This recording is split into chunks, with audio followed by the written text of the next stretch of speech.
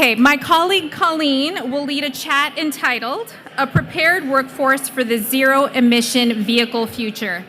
It is my pleasure to welcome Kauleen, Menard, and Bridget Netter from Unite LA to the stage. Can we please give them a big round of applause?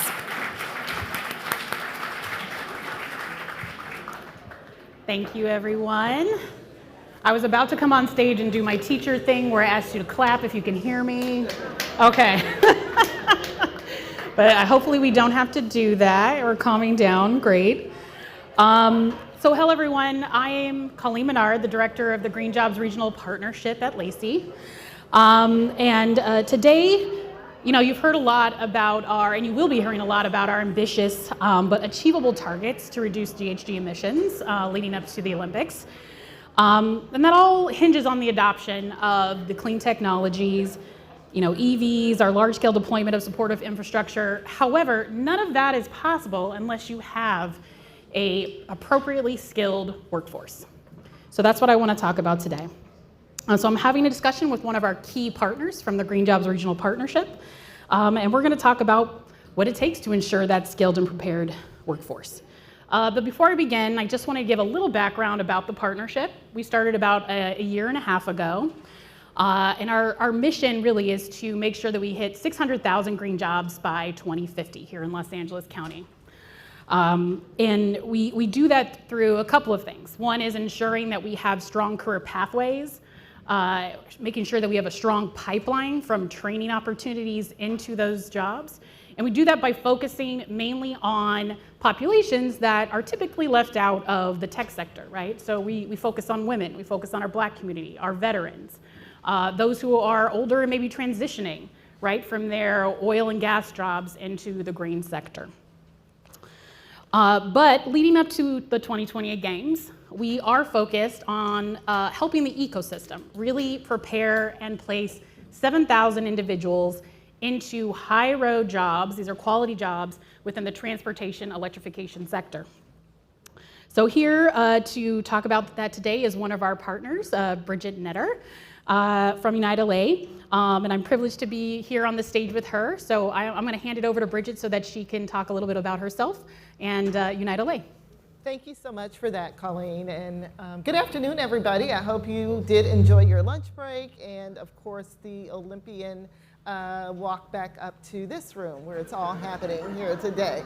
Can you tell that we're getting everybody ready for the 2028 Olympics here in LA? I am privileged to be in community and in conversation with LACI today. I'm Bridget Netter. I serve as our Senior VP of Programs and Talent Development at Unite LA. Our organization was actually founded about 27 years ago now, really to drive more equitable outcomes for young people here in the LA region, to ensure that they were connected to both education as well as careers that are really aligned with their skills and their interests. And so our role has always been serving as this intermediary, driving public-private partnerships to really enhance and really advance our mission here in the region. So I'm really pleased to be a part now of our Green Jobs Regional Partnership Group, where we're doing the same work. We're really building an ecosystem where we're preparing new talent, helping to upskill talent, helping to reskill talent, but really working alongside partners to really ensure that Los Angeles is ready for LA 2028. Great. And as you mentioned, so you've been doing this work for over 25 years, bringing together business, education partners, and ensuring opportunity youth have access to high road employment opportunities through public-private partnership model. So what's made this model so successful, and why are partnerships key to establishing strong workforce pipelines? I think very early on, Unite LA in our role, we were founded as a public-private partnership initiative, so founded in partnership with the Los Angeles Unified School District, the City of Los Angeles, and the LA Community College District, understanding that it really does take a village. We really do need ecosystems that are connected both to the supply side as well as the demand side of talent here in the region to ensure that what students are learning in the classroom and in community is really relevant to what employers are looking for in the real world of work. And so in order to do that, it's really important that we have that ecosystem, those public-private partnerships that are bringing together shared resources. That's technical assistance, but that's also real resources to do this work. Here at the table, we see so many of our industry partners really stepping up to help inform curricula. Why is that important? Because curriculum is really at the base of what students learn. And having curriculum that really is contextualized, that really represents what industry needs and what our workforce demands is really relevant. And we can't do this work without, of course, having industry partners at the table. Our training providers are also really important, and we are convening training partners who are also able to kind of adapt their training programs and how we train and upskill and reskill talent for not just current jobs, but real jobs in this clean energy transition. And then I would say lastly, Los Angeles, we are a region of 88 cities. So bringing together collaborative partners that represent the communities that we serve and that represents the diversity of the communities that we serve to ensure that we take a more equitable approach and who has access and who is at the table really driving access to these opportunities is really an important part of how we continue to drive public-private partnerships as an organization, but also through our work with LACI's Green Jobs Regional Partnership Group. Yeah, so that's a lot of work, right? That's a lot of work at a high level with industry partners and with our training providers. But then also looking at, like you said, holistically, which is super, super important. And you do this work in a couple of different sectors, right? You've worked in healthcare, in tech, but you have recently switched over to working in the Cleantech sector. So can you give us a snapshot of what that work looks like and what are the opportunities you are seeing in this space? Absolutely, Kauleen. So you noted that the Green Jobs Regional Partnership Group was launched about 1.5 years ago. So about 3 years ago, Unite LA, as we often do, really looking at how do we continue to prepare talent for the jobs right now, but also careers and opportunities, jobs that are coming down the pipeline. And in the middle of all of that was really also Unite LA really thinking about, we've been doing this work for 25 years. What's been really successful is making sure that the work is being led in collaboration and in partnership with industry partners. So we had the good fortune of having both leadership within our organization and on our board, as well as leadership in the community that had a vision to say, hey, we know that Los Angeles is leading the world as we transition to more clean and renewable energy sources. What are we doing to really ensure that we're preparing our young people in the region for the opportunities that will come with that? And so we had an initial investor to step up and really provide seed funding for Unite LA to launch the LA Regional Cleantech Career Academy about 3 years ago. And so that academy has, since its inception, served somewhere about 282 students here in the LA region, students that represent the diversity of Los Angeles, students that represent communities that are typically disconnected from opportunities of this nature. And what the Academy is really driven by is what Unite LA has traditionally stood by, and that's building programs that's based on a continuum of work-based learning experiences to bring learning for life for young people. And so the Academy serves 18 to 24-year-olds who are residents of LA County with the opportunity to really earn and learn about the clean tech sector, and it's a very broad sector, Kauleen, over the course of 12 weeks, and the program is delivered both in a blended way so that we remove barriers to access. So while we're convening students virtually online, we're also convening students in community with partners like LACI. We've been fortunate to work along LACI to host our kickoff events for our academy, where we bring all of our students together to really be inspired by the innovation that's taking place through the Incubator efforts that happens through LACI's innovative programs. And I said that we've served 282 students so far today. Of that, about 60 of those students have been placed in real work experience. That means paid internships.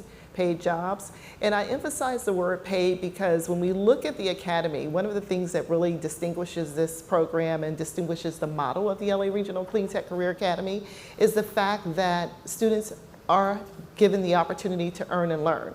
So while they're online with us, they are earning income. So it's a great way to build a talent pipeline of young people who are aware of what industries are aligned with this sector, but where the opportunities are and how those opportunities really align with their career ambitions and ultimately with their ability and their desires to really make a difference in our community. And then lastly, I would say we are seeing talent through the Academy that really cares about climate resiliency, that care about making a difference in their communities. They care about creating cleaner, sustainable solutions to really drive more equity, more environmental equity in communities. So we're seeing young people who are really conscientious about this transition to zero carbonization. And so we're really providing kind of an opportunity for them to earn and learn, and then ultimately connecting them to employers who are really leading the transition, so they not only have the ability to earn and learn, but they're also better positioned to improve their socio as well as their professional mobility through the connections that they're making through the Academy. So 280 students today, 60 students placed in internships and jobs, and where we see the opportunity and more need is, of course, to make sure that more of our students are connected to jobs that provide pathways to middle skill careers that also provide mobility. And we know that, you know, every career can be a climate career, so no matter what employer or what the business is, there can be an opportunity for a young person to have an experience around what it takes to use sustainable technologies and renewable technologies to drive more environmentally, I would say, environmentally friendly practices for their businesses. I just want to take a minute to kind of hype that up because the Cleantech Career Academy is amazing, right? If you have any young people in your life who are going to community college, because a lot of them are community college students, who really are interested in the clean tech sector, the work that and the solutions that these young students are coming up with, to me, are on par with, you know, our incubated businesses, right? They're really thinking about the clean tech space in a very holistic way and for their communities. Let's go to, so as we have a lot of industry partners in the audience, so kind of speaking directly to them, right? You mentioned this a lot. This work is only done through partnerships, right? With industry. You know, what's the most impactful way that industry can engage, not with just Unite LA, but with our partnership to help prepare the next generation who is transitioning into the workforce and into a green career pathway? Well, there's lots of opportunities, so I'm really pleased to hear that we have industry partners here in the audience. I would say industry is really key. You heard me reference how important it is for young people to have relevant learning experience. They need to know what the industry needs are. They need to understand what the workforce demands are. They need to understand what are the middle skill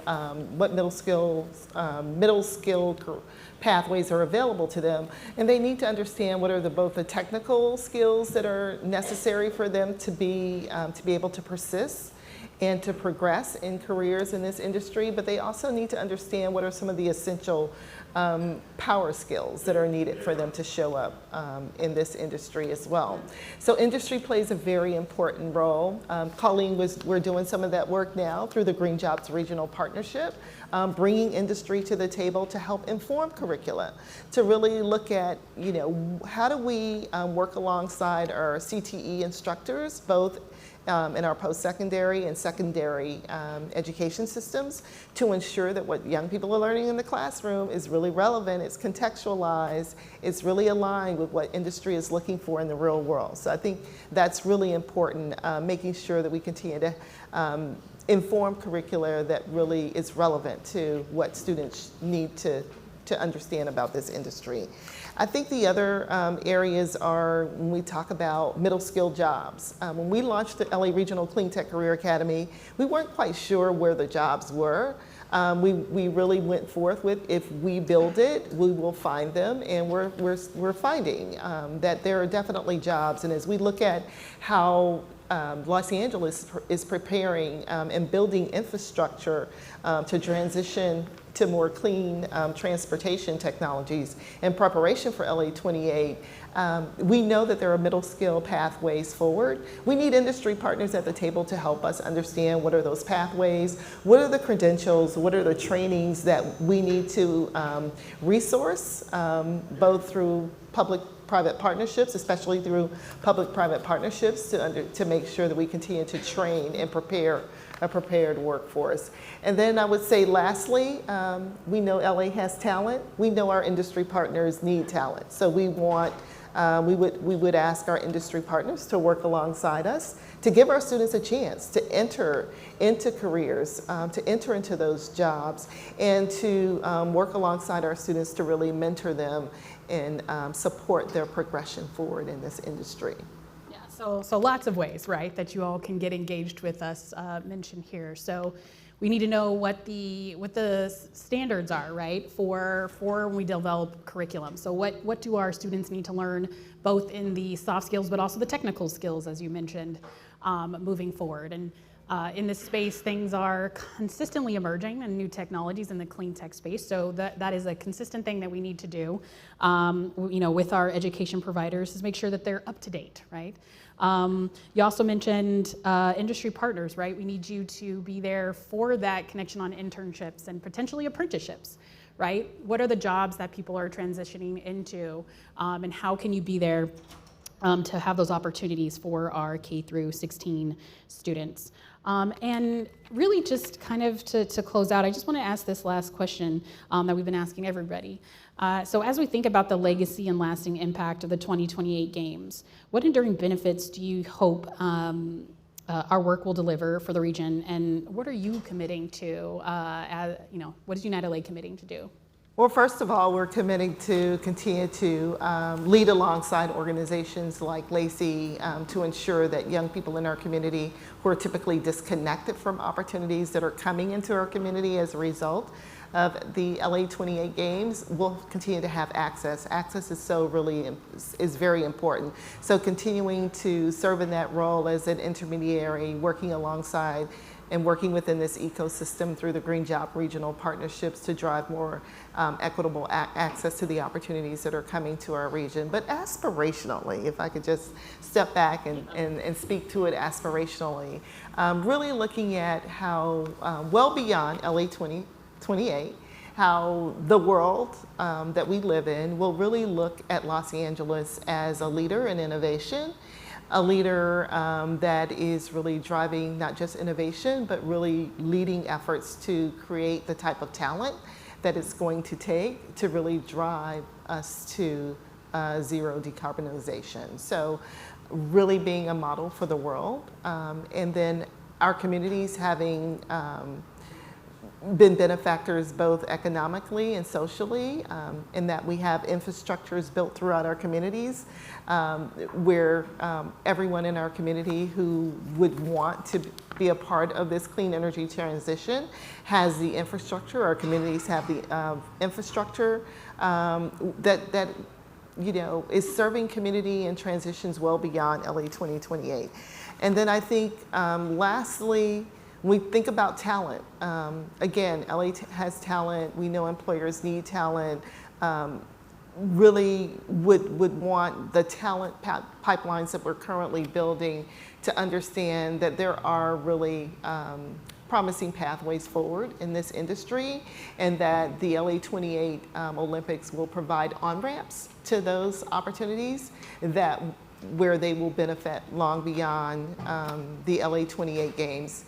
And then I did say lastly, but for real this time, lastly, that other major metropolitan cities around the country would really look at LA as a model into how we develop talent pipelines to meet the emerging needs of our zero emissions transition, and so that we can, they can look to us as a model, and the work that we're doing here can be scaled and sustained throughout, our country.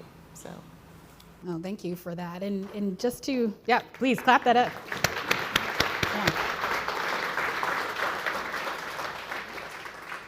And lastly, and thank you for that. I just want to highlight a couple of things, that we've said. We've mentioned industry a lot here. We can only do this work in partnership with you, right? And it's not just our industry partners who are providing those jobs at the end of this training, right? But it is our training providers, and we have several partners in the room. I just want to shout out West LA College over here, who's representing really hard. It is our community college providers, our K through 12, our nonprofit training providers that we just all have to do it together. We cannot stay in our silos. So my call to action is come and find me. Let's work together. Let's get people into these jobs. Let's get our youth. Let's get our Black community, our women. There are so many opportunities that are coming out of the Olympics. Let's make sure that the right people get those life-sustaining jobs. Thank you. Thank you, Kauleen. And thank you, Bridget.